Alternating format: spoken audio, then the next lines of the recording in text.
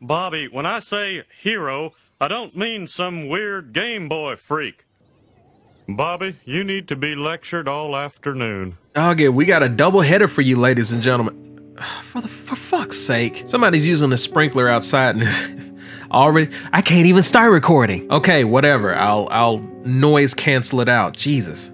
All right, whatever. Okay. Anyways, so folks, God damn it. So Joe Rogan ended up giving his opinion about video games, and it got quite a few people in a tizzy. Panties wrinkled, sand in the vagina, however you want to describe it. People were upset. And of course, this isn't Joe Rogan's first rodeo. He's pissed off people quite a few times in the past, whether it be pissing off conservatives, whether it be pissing off liberals, whether it be pissing off people for saying that he would vote for Bernie Sanders, so on and so forth. He's made his mark on rubbing people the wrong way, but on this particular one, it's about video games. Here's the clip. Video games are a real problem. They're a real problem. You know why? Because they're fucking fun. Addictive. And you don't, yeah, well, I have a real problem with them. And you do them and they're real exciting, but you don't get anywhere. Right. It's like you could do like martial arts, right? You could learn jujitsu. You get obsessed by jujitsu, and then 3 years later, you're like an elite jujitsu athlete. You're entering in competitions. You're a purple belt. You're moving up. Yeah, you're doing well. Right. You're thinking like, I might be able to open my own school one day. You got confidence. Yeah, if I have 100 students and those 100 students are paying me X amount of dollars per month, I can make a living. Holy shit, I can have this would be amazing. And then you see your jujitsu school, and your jujitsu instructor has all these students and drives a Mercedes, and he's got a nice family, and like, that's the future. This way, you're doing something exciting and fun, and you don't. Or you could just be playing fucking video games. 3 years later, you could be that same kid just playing video games, waiting for the next whatever the fuck game is, next Xbox game to come out, and you're gonna waste your time. What we're going to try to do is try to address it from top to bottom. So let's start with the very first thing. Video games are fun, and that seems to be a problem. Just because something is fun absolutely does not make it a problem. Some people find investing as legit fun. That doesn't mean that it's going to be a problem as a result. Some people find horseback riding fun, or stamp collecting, if that's if anybody's still collecting stamps in 2020. Humans are human. They're going to find any random thing to get attached to, no matter what. Like, that's just human nature. People collect rocks, and that's I mean, it gets no more this is useless than collecting rocks. People do all sorts of crazy crap. They just throw themselves into it. That's their passion, whether it be video games or making paper airplanes or skateboarding, biking, all that other stuff. People just, that's what they do. People find things to keep themselves occupied. It's a human trait. It shouldn't be anything against video games. Like, pretty much anything that Joe Rogan has said in this clip can be applied to just about every single piece of entertainment or any particular hobby. And depending on which side of this argument that you're on, it's either going to sound like this is painfully obvious advice, or it's just straight up stupid. It's going to sound like the video games cause violence argument. And say if video games did not exist at all, I guarantee you people will find a bunch of other stupid things to do. Now, granted, some of them would possibly be more productive. I'm not going to take that away from the argument at all. Like, seriously, that's a real possibility. But people find all sorts of stupid things to do. Like, even before video games, people would just hang out like all the time, like painfully just over and over and over, just hang out with other people and dick off. Like, it's human nature. I don't think it's like, I think it's in the human spirit to actually, like, I want to be productive today. But at the same time, like, our baser instincts are like, I just want to mess around. It's just like when you're at work or something, or if you see somebody else at your job and they're just procrastinating, they're doing everything else except for working. It's not in human nature to just want to be productive all the time. Dude, trying to be on that I gotta get shit done mindset all the time is fucking exhausting. And while I do think you need to seriously have goals, like clear set goals that you can actually try to accomplish and get done, I think if you hinge on them too much, or if you focus on them too hard and not find time for yourself to relax and do something that you truly enjoy, you're going to screw yourself up in the long run. It's not going to be fun for you at all. It's going to burn you out. Hell, it burnt me out. Hell, I'm still burnt out from it. Video games being fun is the problem. Joe Rogan's podcast is set up to where it's just a casual conversation. It's not a conversation to where everything is going to be carefully analytically chosen as far as what you talk about and how you say it and all that other stuff. It's just a casual conversation. And you know, even in your casual conversations, you'll say something that's like, it probably wasn't the smartest thing. It's just, and he said it numerous times that, you know, I'm not going to be the brightest, and you definitely shouldn't be listening to me for your advice. He's already given those disclaimers. So I wouldn't take too much stock in it, but just on the fact of saying video games are fun and that's a problem, objectively, that's stupid. But we all say stupid things from time to time. The other thing that he mentioned about is what you could be doing instead. You could be doing something exciting or fun, or you could be playing video games, which to some people is exciting or fun. Even if you had half of your brain missing, you have to realize that entertainment and fun, all that is obviously subjective. What you find fun is not going to be the same as what this person finds fun, or what this person finds fun isn't going to be as fun or entertaining as what the next person finds fun. Some people like canoeing, some people like karate, some people like shooting marbles still, if you can believe that. Thanks to COVID, competitive marbles tournaments is becoming a real thing. It's kind of cool. But ladies and gentlemen, you do have to realize as well that video games are cool in and of itself. There's a reason that video games sell so well. There's a reason that video games are selling phenomenally during this pandemic. If it was something that sucked, then nobody would really do it. Now, granted, again, you could be doing something that's perceivably more productive, but you could say that about all the other thousands and thousands of hobbies that exist, whether it be archery or pottery or calligraphy or origami or poker or bird watching. Just don't be black and go bird watching or you'll probably have a bad time. Archery, drawing, calligraphy, the list goes on. You could be a professional shitbag YouTuber. Looking at those subscriber counts, it's a pretty lucrative hobby if you can commit to it. But calling it a waste of time more or less and not going into the intricate details of it, it's probably just a slip. I don't think he means any harm by it. It's kind of surprising though, on the flip side of that, how the older crowd always default to video games being the biggest part of societal problems, when really their generation is to blame for the majority of the problems that exist today. It's pretty wild.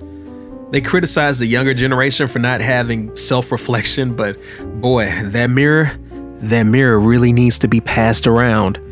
Maybe you'll see some polar bears and some melted ice caps while we pass it around. I even remember when Trump's goofy ass tried to blame video games for violence instead of addressing the actual problems that cause it, including media turning each of us against each other just because of small political differences, or the enraging, ravaging mental health problem that's been spreading across this country like a wildfire and just nobody's addressing it in any way, shape, or form. Or the issues with people just being flat out poor, causing stress, depression, anxiety, and a bunch of other problems, whether it be directly with the parents or the parents passing it on to the kids or the kids getting it indirectly. Because as Childish Gambino said, the ride is easy when the dollars are there to grease the wheels. And just to be a little more mean to Joe for a second, I love Joe Rogan, by the way, full disclaimer, but just to be completely fair and be a little mean to him, just like you can get some incredible knowledge and information from watching the Joe Rogan podcast, you can get some incredible knowledge and information from playing a video game. You can get some really good life lessons from a video game that knows how to tell a good story. And on the flip side of that, sometimes when you watch a Joe Rogan podcast, you really don't get much of anything from it. Or hell, take it a step further, just like the UFC fights that Joe Rogan commentates on. You don't really get anything from a UFC fight. You can say what Joe Rogan is saying about video games about probably 90 to 99% of all hobbies out there. I can't stress that enough. All that stuff that I mentioned, including the stuff that Joe Rogan likes to do, you can say that it's a waste of time if you aren't interested in it. People say that all the time about other things, like, oh, you like this? I don't really care about this, so this is stupid. You're wasting your time. Like, people do that shit all the time. It's really fucking obnoxious. Hell, even I do it sometimes. I'm guilty of it. I'm obnoxious sometimes too. I'm not gonna throw stones in my glass house. For years, the majority of my life was just work and sleep, and I would barely sleep at all without any kind of fun or enjoyment in it. It was pretty miserable. I still feel like I have a job to do and I've got some goals that I seriously need to accomplish, and I work on them every single day. But at the same time, if I don't find time to relax and take a breather, I'm going to run myself into the dirt again. Life really feels like shit without some kind of form of enjoyment. But to throw Joe a bone, as far as health and games and all that stuff go, I feel like it edges out in physical activity, both for mental health and physical health. But games can at least offer mental health capabilities to it. I believe there was a study back in like 2013 by the American Psychological Association about how video games of all different types can improve problem-solving skills as well as a bunch of other cognitive abilities.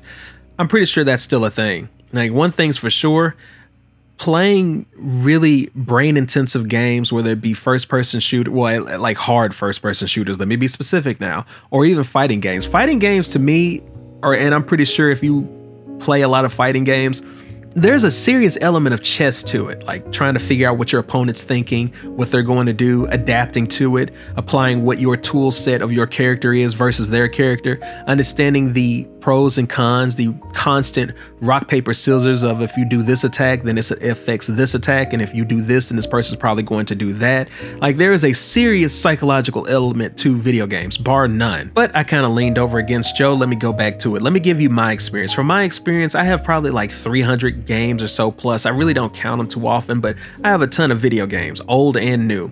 I just don't play them because of the guilt of needing to constantly feel like I always have to be productive. I feel if I'm not trying to do anything that I deem as productive, then I'm wasting time. But I can't stress it enough. Our life is very finite. You really need to find time to actually enjoy things rather than just work, go to bed, work. That really sucks, because it's not even guaranteed. Even if you bust your ass day in and day out like I have, it's not guaranteed that you're going to actually have success. It's not going to be guaranteed that you're going to beat the odds. I mean, hell, that's why they call it beating the odds, because not everybody beats the odds. Now, I'm definitely not telling you to never try at all. Oh, on the contrary, fight as your life depends on it, on whatever dreams or goals that you have in mind, but you need to find time to relax and take care of yourself and enjoy some things in life. Like, what's the point of life if you aren't enjoying anything? Then you aren't truly alive, in my opinion. You're just kind of husking through life, and that's sad. I feel like you all deserve much more than that. At the end of the day, ladies and gentlemen, of course you're not going to take what Joe Rogan says as precedent or fact. This is just one man's opinion, and you have to remember that you aren't always right. I'm not always right. He's almost never right, but he makes a good faith-based effort to try to be genuine, and I can respect that. For what it's worth, everybody should be able to respect that. Granted, it goes out to his millions and millions of followers, so it kind of stings when you're wrong, but yeah, it's a good faith-based effort. I can't knock him. Just to help close out this entire segment, he's just using generalities, because people love video games, but they don't just waste their life on it, as it was put. Passion or just a pastime, it could be one of those. It's different to different people to different degrees for many reasons. It's a spectrum like everything else. You've got people who will take it to an unhealthy degree, like many of those other hobbies TLC uses for a quick rating boost, all the way to the end to where it's nothing but work and responsibility, which sucks. There was an episode of American Dad where Stan had made a clone of Steve to show different parenting techniques, which ones was superior between him and Francine. It was a little too hard, and that ended up driving I think that was a clone Steve. They ended up driving clone Steve insane. And I mean to the point of insanity where he's cutting off kitties' heads. Like, yeah, it drove him insane because he pushed him so hard with the work ethic. It can seriously break you. Video games, just like many other hobbies, as I've said throughout this entire video, it's an escape from reality, and we all more or less need escapes from reality, or at least, let me be clear, healthy escapes from reality. Because if you don't get that escape, if you don't get that pressure release as it builds up and up and up, the results are, they tend to be very ugly. And as I say throughout many other videos as well, everything in life, it just comes back to balance. Hey, and let's look at the bright side of this. At least they aren't blaming video games for violence this time. And lastly, if you think video games rot the brain or you're not accomplishing anything with it, well, I'd hate for you to discover what TV is, or Snapchat, or Facebook, or Twitter, or stupid-ass multi-million subscriber YouTubers, or TikTok, or, well, you get the idea. There's lots of garbage things out there in the world. But with that said, you guys can tell me what you think down below. Thank you for coming to my TED Talk. You'll find links to Threadiverse.com, sexy apparel store that you can get yourself something nice in, or you can support me on Patreon, help me do what I do even more so. Tell me what you think down below. Was I fair? Did I suck ass? Let me know. With that said, I'm out of here. Get out of here.